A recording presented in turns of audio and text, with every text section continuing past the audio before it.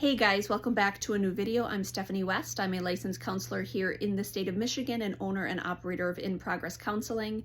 Today we're going to ask the question, why now, related to behaviors that show up that work against the goals that we have for ourselves. And honestly, this pattern shows up so often where someone comes in and there's a certain symptom or a certain kind of manifestation of their anxiety or their depression or just poor behaviors in general that show up, and we go through a treatment plan where they are systematically dismantling and disrupting this behavior. There's a lot of positive momentum going towards kind of more healthful and more helpful behaviors, and then they'll come in one week and they will just be devastated and they will be like, Steph, I messed up. I'm back in the throes of addiction. I'm back in the throes of some behavior that I really thought was behind me. I'm back doing the things that work against the goals that I have for my life. And they want to, sit and process like, how could I do that? Why? What's going on with me? Why am I so terrible? And I typically will ask the question instead. I'll say, okay, but why now? What's going on with you right now over this last weekend or over this last week where you have now heavily leaned in once again to a vice that you know is not for your good? What is happening? It's not about the fact that the vice has shown up. It's about the fact that it's shown up now. What's running for you internally? What distresses are going on? What fundamental questions are you asking about life? What problem is your brain gridlocked in trying to solve? There's something about it showing up now that's actually more important than the fact that it's shown up. Now, it is distressing to be gripped by vice, to be gripped by addiction, to be gripped by maladaptive behaviors, to be gripped by certain, patterns and strategies that work against your good. So, for example, let's say one of the things that happens for me, this isn't for example, it really happens.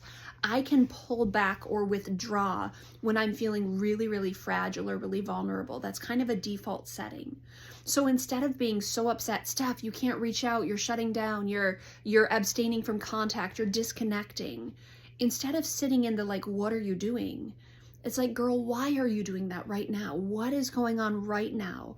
What is the need? What are you not willing to say? What is the boundary you're not yet willing to set? What is the problem you're trying to solve? What is the insecurity that's running?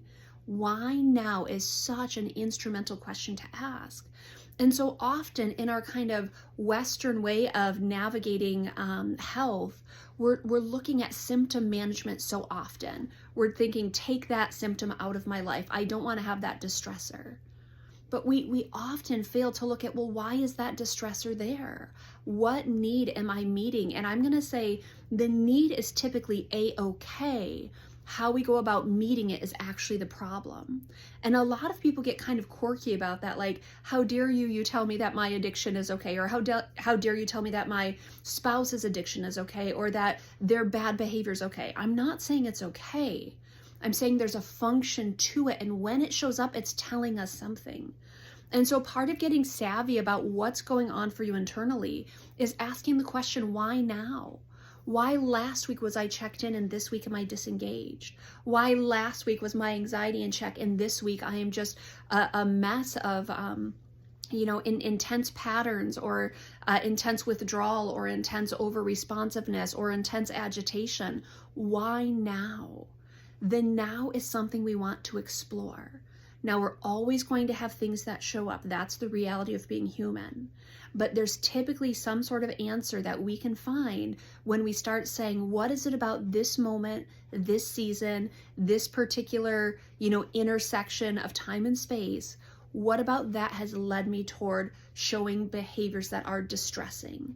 That's a really important thing we can be asking ourselves.